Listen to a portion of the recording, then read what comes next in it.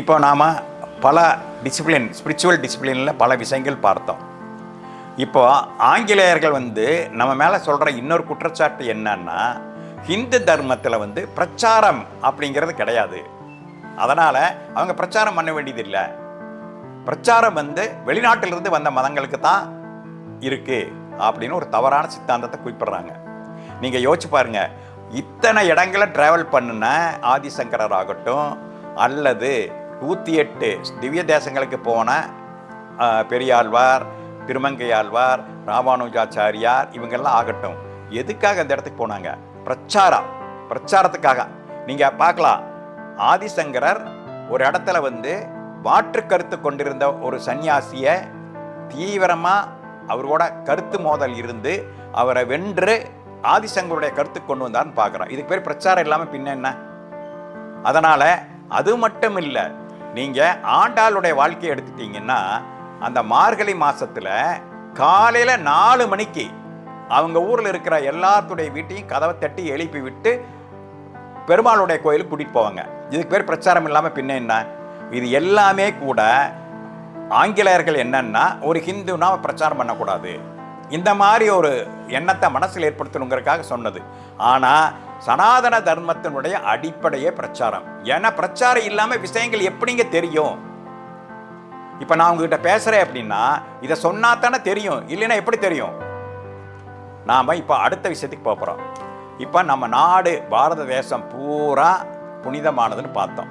அதில் மிக புனிதமானது அப்படிங்கிறது எது இருக்கும் அப்படின்னு யோசிச்சு பார்த்தா, வேதங்கள் எங்கு ரிசைட் பண்ணப்பட்டதோ அதுதான் புனிதமான பகுதியாக இருக்கும்.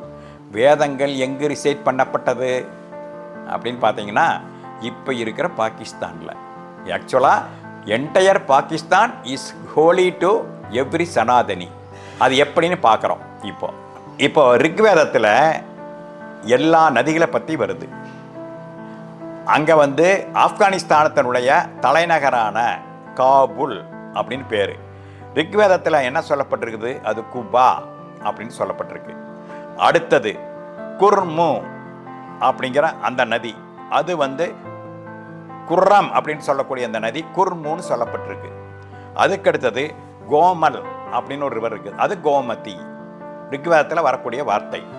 அது மட்டும் இல்லை, ஸ்வத் அப்படிங்கிற ஒரு பகுதி இருக்குது. இன்னைக்கு பார்த்தீங்கன்னாலே ஆப்கானிஸ்தான் மேப்பில் எடுத்து பார்த்தீங்கன்னா ஸ்வத் அப்படிங்கிற பகுதி இருக்குது.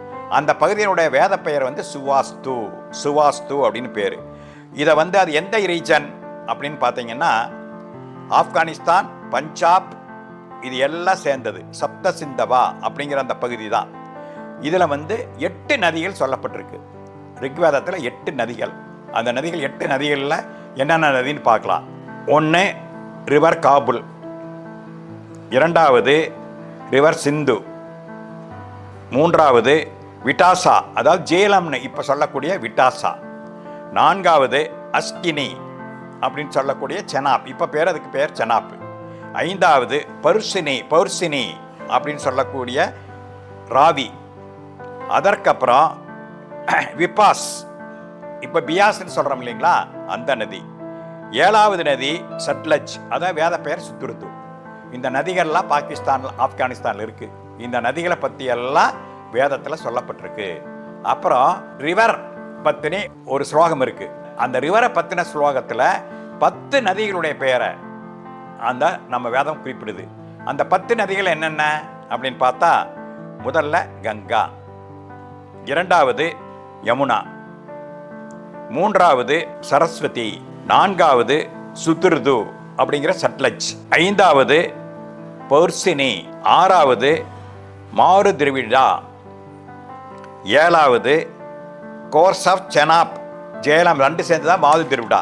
ஏழாவது என்ன அப்படின்னா அஸ்கினி, எட்டாவது அர்ஜிக்யா, ஒன்பதாவது அர்சிக்யா, 10வது சுசோமா. இப்படி 10 நதிகளுடைய பெயர் இங்கே சொல்லப்படுது. அப்புறம் இன்னொரு விஷயம், இந்த நம்ம நாட்டினுடைய ஏன்சியன்ட் ஆர்கியலாஜிக்கல் எவிடன்ஸ் எல்லாமே நம்ம எங்கே எக்ஸ்கவேட் பண்ணி எடுத்தோம்? அது பார்த்தீங்கன்னா சிந்து சமவெளி நாகரிகம் அப்படிங்கிற இடத்துல அந்த சொல்கிறோம். அந்த சிந்து சமவெளிங்கிறது எங்கே இருக்குது? மொஹஞ்சதாரோ ஹரப்பா. அங்கே வந்து எக்ஸ்கவேட் பண்ணி எடுத்த அந்த வச்சு தான் நம்ம நாட்டினுடைய பண்டைய சிவிலைசேஷன் டிஸ்கஸ் பண்ணப்படுது. அந்த இடங்களில் பெரும்பகுதி பாகிஸ்தானில் இருக்குது. இதெல்லாம் எவிடன்ஸு. நாடு வந்து ஒன்றாக இருந்ததுக்கு எதிர்காலத்தில் இது எவிடன்ஸு. இது மட்டும் இல்லை, ராமாயண காலத்தை எடுத்துக்கலாம். ராமருக்கு வந்து 2 மகன்கள் தெரியும், எல்லாத்துக்குமே தெரியும். லவா குசா அப்படின்னு 2 பேர். பரதனுக்கு எத்தனை மகன்கள் யாருக்கா தெரியுமா? பரதனுக்கு 2 மகன்கள். ஒருத்தன் பேர் புஷ்கரா, இன்னொருத்தர் பேர் தக்ஷா. தக்ஷா புஷ்கரான்னு 2 பேர். ராமர் காலத்தில் நாடு வந்து அயோத்தி, இந்த நாடு வந்து ராமர், லக்ஷ்மணர், சத்துர்கர் இவங்களுக்கு நடுவில் அவங்களுடைய வாரிசுக்கு பிரித்து கொடுக்கப்பட்டது. அதில் எல்லாத்தையும் நம்ம பார்க்க போகிறது இல்லை. இந்த பரதனுடைய சன்ஸ் 2 பேர் இருக்காருங்களா, தக்ஷா புஷ்கரா. இது ரொம்ப இன்ட்ரெஸ்டிங். இந்த தக்ஷா அப்படிங்கிறவருக்கு கொடுக்கப்பட்ட பகுதி எது அப்படின்னா, அது இன்னைக்கு நார்த் வெஸ்ட் ஃப்ராண்டியர் ப்ராவின்ஸ், NWFPன்னு சொல்லக்கூடிய நார்த் வெஸ்ட் ஃப்ராண்டியர் ப்ராவின்ஸ் இருக்குது, அங்கே இருக்குது. அங்கே வந்து அவர் ஒரு தலைநகரத்தை நிர்மாணம் பண்ணார். அந்த தலைநகரத்துக்கு பெயர் என்னன்னா தக்ஷசிலா. ஏன் தக்ஷசிலா? அதை நிர்மாணம் பண்ணுறது தக்ஷா, பரதனுடைய பையன். அதனால் அந்த தலைநகரத்துக்கு பெயர் தக்ஷசிலா. இதெல்லாம் எங்கே இருக்குது அப்படின்னா, ஒரு ஆங்கில சரித்திர ஆராய்ச்சியாளர் ஒரு புத்தகம் எழுதியிருக்கிறாரு, கைடு டு தக்ஷசீலான்னு ஒரு புத்தகம். அதில் போய் பார்த்தீங்கன்னா, ancient settlement of Takshashila can be still found அப்படின்னு எழுதியிருக்கிறாரு. இது வந்து NWFPயில் இருக்குது. அடுத்தது பரதனுடைய இன்னொரு மகன் பேர் புஷ்கரான்னு பேர். அவருடைய நாடு எங்கே இருந்தது அப்படின்னா, பாகிஸ்தானில் இப்போ இருக்கிற ராவல்பிண்டிக்கு பக்கத்தில். அங்கே வந்து அவர் தலைநகரத்தை நிர்மாணம் பண்ணார். அதற்கு பெயர் புஷ்கரவதி அப்படின்னு பேர். ஏன் அப்படின்னா, அது புஷ்கரானால நிர்மாணம் செய்யப்பட்டது, அதனால் புஷ்கரவதின்னு பேர். அப்போது பாகிஸ்தான் எப்படி பார்த்தாலும் நம்ம நாட்டிற்கு, நம்ம நாட்டில் உள்ள மக்களுக்கு புனிதமானது தான். அது ராமாயணத்தோட சம்மந்தப்பட்டிருக்கு அப்படின்னு நம்ம பார்க்குறோம். அப்போது இது எல்லாம் பார்க்கும்போது அந்த ஸ்பிரிச்சுவாலிட்டி அண்ட் பேட்ரியாட்டிசம் 2 இணைஞ்சு நிற்கிறத நம்ம பார்க்குறோம். ஆனால் பாரதியார் சொல்கிற மாதிரி நான் சொன்னேன் இல்லைங்களா, ஒரு பாடல், வடக்கில் இமயமலை பாப்பா, தெற்கில் குமர்முனை பாப்பா, கிழக்கும் பெரிய கடல் கண்டா, இதன் கிழக்கிலும் மேற்கிலும் பாப்பா, வேதம் உடையது இந்த நாடு, நல்ல வீரர் பிறந்தது இந்த நாடு, சேதமில்லாத ஹிந்துஸ்தானம், அதை தெய்வம் என்று கும்பிடறி பாப்பா. இந்த திங்கிங் வந்து ஏன்சியன்ட் இந்தியாவில் எல்லா ஸ்பிரிச்சுவல் சைடு இருந்தவங்களுக்கு இருந்திருக்கு.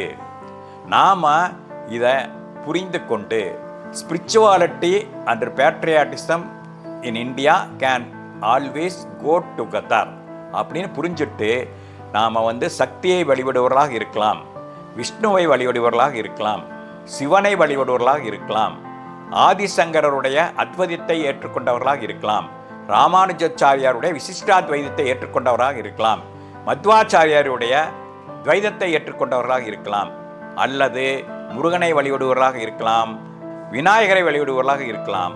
இவங்க எல்லோருமே கூட இந்த இடங்கள் என்னன்னு தெரிந்து கொண்டு அந்த இடங்களுக்கு யாத்திரை சென்று வருவது அப்படிங்கிறது ரொம்ப விசேஷமானது. ஏனென்றால் ஒன்று பாசிட்டிவான காரணம், இன்னொன்று நெகட்டிவான காரணம்.